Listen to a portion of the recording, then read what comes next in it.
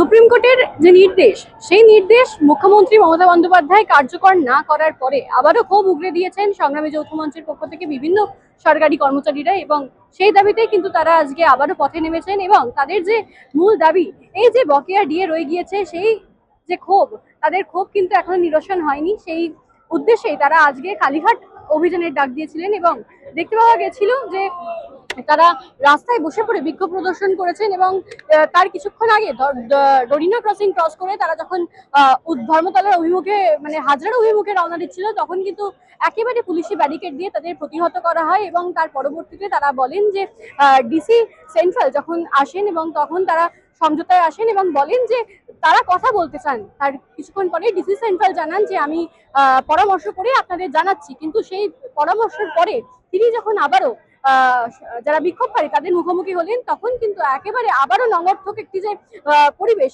তার সৃষ্টি হলো। এবং ডিসি সেন্ট্রাল স্পষ্ট জানিয়ে দিলেন যে এই ব্যারিকেড কোনোভাবেই খোলা যাবে না। এবং তার পরবর্তীতে তারা আবারও যে বিক্ষোভকারীরা তারা কিন্তু বলেন যে যতক্ষণ না পর্যন্ত মুখ্যমন্ত্রী মমতা বন্দ্যোপাধ্যায় আসছেন, দেখা করছেন এবং তাদের দাবি দাবাগুলো মেনে নিচ্ছেন, ততক্ষণ পর্যন্ত তারা কিন্তু আবারও বিক্ষোভ প্রদর্শন করবেন এবং বিক্ষোভের যে পথ তা ছেড়ে তারা উঠবেন না। এবং পরবর্তীতে তারা আবার সিদ্ধান্ত নেন যে পুনরায় ডরিনা ক্রসিং এ ফিরে এসে সেই ডরিনা ক্রসিং আবারও অবরোধ করার সিদ্ধান্ত নেন। এবং তার পরবর্তীতে তারা কিন্তু এখনো পর্যন্ত ডিসি সেন্ট্রালকে লক্ষ্য করে চোর চোর স্লোগান দিচ্ছেন এবং বিক্ষোভ তাদের যে জারি রয়েছে এইদিকে দেখানোর চেষ্টা করবো। সেইখানেও কিন্তু জায়গায় জায়গায় বিক্ষোভকারীরা অবস্থান করছেন। এখানে টিপু সুলতান যে মোড়, সেই মোড়েও কিন্তু বিক্ষোভকারীরা আছেন। আর ওইদিকে ডরিনা ক্রসিং এর চিত্রটা দেখাতে বলবো। ডরিনা ক্রসিং এর চিত্রও কিন্তু সেই একই ছবি ধরা পড়ছে যে বিক্ষোভকারীরা দিকে দিকে একেবারে তাদের ক্ষোভ উগরে দিচ্ছেন এবং তারা রাস্তায় বসে পড়ে কিছু কিছু জায়গায় অবস্থান করছেন।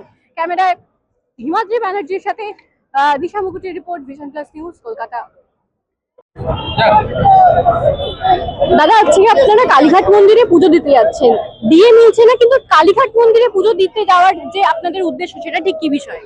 যত গন্ডগোল ওই কালীঘাটেই, আর যত সুরাহা হচ্ছে মানে কালীঘাটে, মানে প্রবলেমের শুরু কালীঘাট থেকে, আর প্রবলেম সলভ হবে কালীঘাট থেকে।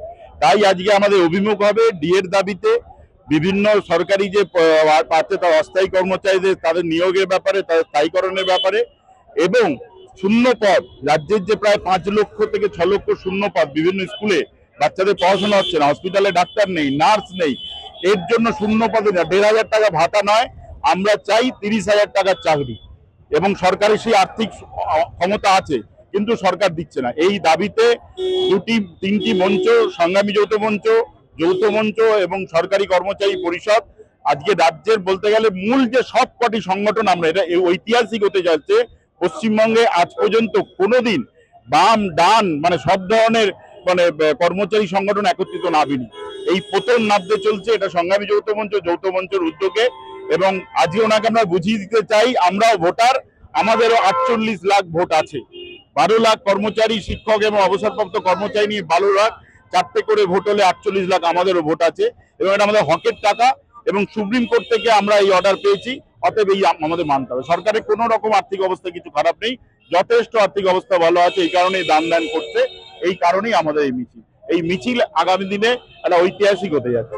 ভারতবর্ষের ইতিহাসে এটা হয়তো প্রথম যে মুখ্যমন্ত্রী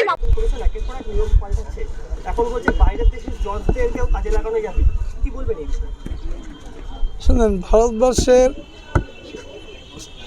মহামান্য সুপ্রিম কোর্ট বলে দিয়েছে যে জজদের রেখে, বিচারকদের রেখে নথি বিবেচনা করতে হবে। আমাকে যে খবর আছে 294টা কম্পিটেন্ট জজ অ্যাডমিনিস্ট্রেশন খুঁজে পাচ্ছে না বলে শুনেছি।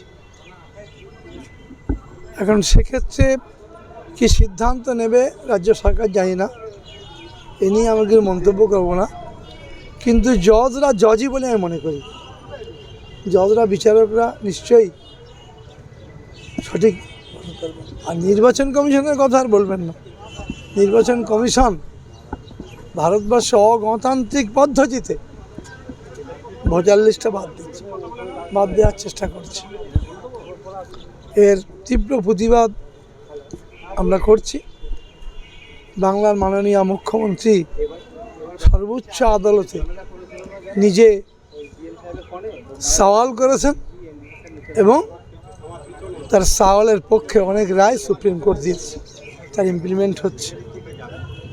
অন্যদিকে এখনো তো নির্বাচন ঘোষণা হয়নি, তারই আগে কেন্দ্রীয় বাহিনী মোতায়েন করা হচ্ছে। কেন্দ্রীয় বাহিনী মোতায়েন তার অধিকার আছে, করতে পারে, কিন্তু আমরা জানি যতই কেন্দ্রীয় বাহিনী আনো এ বাংলা মমতা বন্দ্যোপাধ্যায়। এক দফায় ভোট আছে, সেটাকে আপনারা সমর্থন করছেন? এটা কত করে আছে? এক দফায় ভোট হলেও সমর্থন করব, 50 দফায় ভোট হলেও সমর্থন করব, কারণ বাংলার মানুষ আমাদের সঙ্গে।